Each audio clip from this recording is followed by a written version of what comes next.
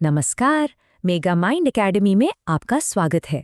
ये वो जगह है जहां हम इंडियन पॉलिटिक्स और गवर्नेंस के कॉम्प्लेक्स इश्यूज को बिल्कुल सिंपल और एग्जाम ओरिएंटेड तरीके से डिकोड करते हैं। सोचिए, साल 2014 आंध्र प्रदेश का जन्म हुआ, लेकिन उसकी अपनी कोई राजधानी नहीं थी। हैदराबाद जो उसका दिल था वो तेलंगाना के पास चला गया। तो सबसे बड़ा सवाल यही उठता है कि भाई अमरावती को कैपिटल बनने में पूरे 12 साल, हाँ पूरे 12 साल क्यों लग गए? ये एक लंबी कहानी है। चलिए इस पूरे पॉलिटिकल और कॉन्स्टिट्यूशनल सफर को स्टेप बाय स्टेप समझते हैं। तो इस कहानी की शुरुआत होती है साल 2014 से, जब आंध्र प्रदेश का बंटवारा हुआ।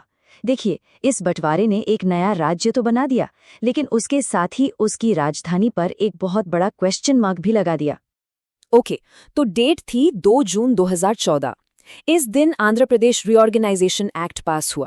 नतीजा, तेलंगाना एक अलग स्टेट बन गया। लेकिन इसमें एक बड़ा ट्विस्ट था। हैदराबाद, जो कि आंध्र प्रदेश का आप कह सकते हैं इकोनॉमिक और एडमिनिस्ट्रेटिव हार्ट था, वो अब तेलंगाना का हिस्सा था। अब एक्ट में ये तो लिख दिया गया कि आंध्र प्रदेश के लिए एक नई कैपिटल बनानी पड़ेगी, पर कौन सी सिटी, कहाँ, इसका कोई जिक्र नहीं था। बस एक टेम्पररी सोल्यूशन दे दिया गया कि आने वाले 10 साल तक हैदराबाद ही जॉइंट कैपिटल रहेगा। और बस यहीं से उस 12 साल लंबी पॉलिटिकल लड़ाई और अनसर्टेनिटी की नींव रखी गई। इसी अनसर्टेनिटी के बीच स्टेट गवर्नमेंट ने अपना पहला कदम उठाया। एक नई ग्रैंड कैपिटल का सपना देखा गया। तो 23 अप्रैल 2016 को स्टेट गवर्नमेंट ने अमरावती को कैपिटल के रूप में नोटिफाई कर दिया। यानी ऑन पेपर ये डे फैक्टो कैपिटल बन गई। मतलब आम बोलचाल में इसे ही कैपिटल माना जाने लगा। लेकिन यहाँ एक बहुत बड़ा लीगल लूप होल था। इससे सेंट्रल गवर्नमेंट और पार्लियामेंट से कोई फॉर्मल स्टैट्यूटरी बैकिंग यानी कि कानूनी मान्यता नहीं मिली थी। और जब तक पार्लियामेंट उस एक्ट में बदलाव ना करे, तब तक ये डिसीजन कानूनी तौर पर काफी कमजोर था। सब कुछ धीरे धीरे आगे बढ़ रहा था और फिर आया साल 2019 और इस साल एक ऐसा पॉलिटिकल मोड़ आया जिसने अमरावती के फ्यूचर को आप समझ लीजिए पूरी तरह से पटरी से ही उतार दिया। 2019 में जब वाईएस जगनमोहन रेड्डी की सरकार आई, तो उन्होंने एक बिल्कुल ही अलग विजन पेश किया। उनका आइडिया था कि डेवलपमेंट को एक ही जगह कॉन्सेंट्रेट क्यों करना, इसे पूरे स्टेट में फैलाते हैं। और इसी सोच के साथ उन्होंने 3 कैपिटल फॉर्मूला प्रपोज किया। उनके प्लान के मुताबिक विशाखापट्टनम बनेगी एग्जीक्यूटिव कैपिटल, कुर्नूल बनेगी लेजिस्लेटिव कैपिटल और अमरावती वो सिर्फ जुडिशियल कैपिटल रह जाएगी। तो जहां पहले एक ग्रैंड कैपिटल का सपना था, अब उसकी जगह 3 अलग अलग राजधानियों का एक कंफ्यूजिंग और डिवाइडेड मॉडल खड़ा था। इस 3 कैपिटल प्रपोजल ने स्टेट में एक जबरदस्त पॉलिसी अनसर्टेनिटी यानी कि नीतिगत अनिश्चितता पैदा कर दी। भले ही ये प्रपोजल आगे जाकर फेल हो गया, लेकिन इसने अमरावती के डेवलपमेंट को सालों सालों पीछे धकेल दिया।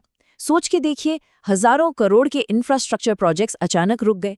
जिन किसानों ने जमीन दी थी उनमें गुस्सा बढ़ गया और कोर्ट्स में लीगल बैटल्स का एक लंबा सिलसिला शुरू हो गया। अच्छा, यहाँ एक मिनट रुकते हैं। अगर आप लोग पॉलिटी और करंट अफेयर्स प्रिपेयर कर रहे हैं, तो वीडियो को लाइक करें और कमेंट्स में ज़रूर बताएं आपको क्या लगता है। क्या डेवलपमेंट को डिसेंट्रलाइज करने के लिए ये 3 कैपिटल्स का आइडिया बेहतर था, या फिर अमरावती को ही एक सिंगल कैपिटल बनाना सही डिसीजन है? हम आपके पर्सपेक्टिव का इंतजार करेंगे। तो इस पूरे पॉलिटिकल ड्रामा से थोड़ा साइड हटकर अब ये समझते हैं कि आखिर किसी स्टेट की कैपिटल बनाने का एक्चुअल कॉन्स्टिट्यूशनल प्रोसेस यानी संवैधानिक प्रक्रिया होती क्या है। क्या ये फैसला सिर्फ स्टेट गवर्नमेंट ले सकती है? चलिए देखते हैं।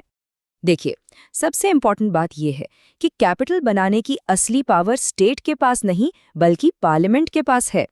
हमारे कॉन्स्टिट्यूशन का आर्टिकल 3 ये साफ साफ पार्लियामेंट को पावर देता है कि वो नए स्टेट्स बना सकती हैं या उनकी बाउंड्रीज या नाम बदल सकती हैं।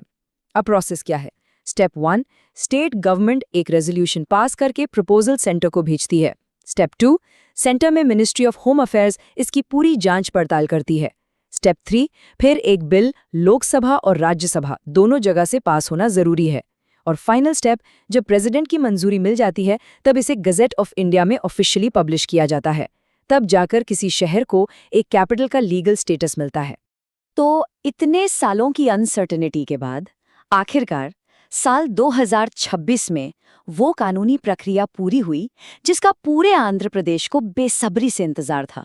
हुआ ये कि 28 मार्च 2026 को एपी असेंबली ने एक रेजोल्यूशन पास किया जिसमें सेंटर से 2014 के एक्ट को अमेंड करने की रिक्वेस्ट की गई और इसके बाद चीजें काफी तेजी से आगे बढ़ीं। अप्रैल के महीने में ही पहले लोकसभा और फिर राज्यसभा दोनों ने Andhra Pradesh reorganisation amendment bill 2026 को ग्रीन सिग्नल दे दिया और फाइनली 6 अप्रैल 2026 को गवर्नमेंट ऑफ इंडिया ने आखिरी गजेट नोटिफिकेशन जारी कर दिया। इस कानून में एक बहुत ही इंटरेस्टिंग लीगल कॉन्सेप्ट यूज किया गया जिसे कहते हैं रेट्रोस्पेक्टिव इफेक्ट। हिंदी में कहें तो पूर्वव्यापी प्रभाव। इसका मतलब बड़ा सिंपल है, कानून बना तो 6 अप्रैल 2026 को है, लेकिन इसे लीगली इफेक्टिव माना जाएगा एक पिछली डेट से, यानी 2 जून 2024 से। अब ये डेट क्यों चुनी गई? क्योंकि ये वही तारीख थी जब स्टेट के बंटवारे को ठीक 10 साल पूरे हो रहे थे, यानी वो डेडलाइन जब हैदराबाद को जॉइंट कैपिटल रखने का टाइम खत्म हो रहा था। और इस तरह पूरे 12 साल के लंबे इंतजार, पॉलिटिकल उठापटक और कानूनी लड़ाइयों के बाद अमरावती को आखिरकार आंध्र प्रदेश की इकलौती सिंगल स्टैट्यूटरी कैपिटल का दर्जा मिल गया और इसके साथ ही 3 कैपिटल्स का विवाद हमेशा के लिए आखिरकार खत्म हो गया। तो इस पूरी कहानी से आखिर हमें सीख क्या मिलती है?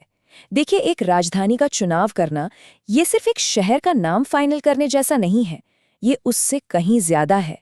सच पूछिए तो कैपिटल सिटी का डिसीजन किसी भी स्टेट के फ्यूचर का रोड मैप होता है।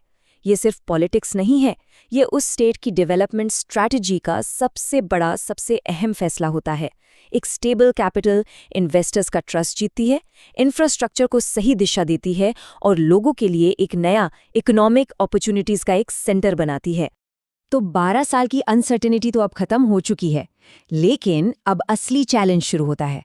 अब सबसे बड़ा सवाल ये है कि अमरावती को आंध्र प्रदेश का नया ग्रोथ इंजन बनाने के लिए आगे क्या-क्या चैलेंजेस आने वाले हैं। इस पर जरूर सोचिएगा और हाँ, आगे भी ऐसे ही डीप डाइव्स के लिए मेगा माइंड एकेडमी को सब्सक्राइब करना मत भूलिएगा।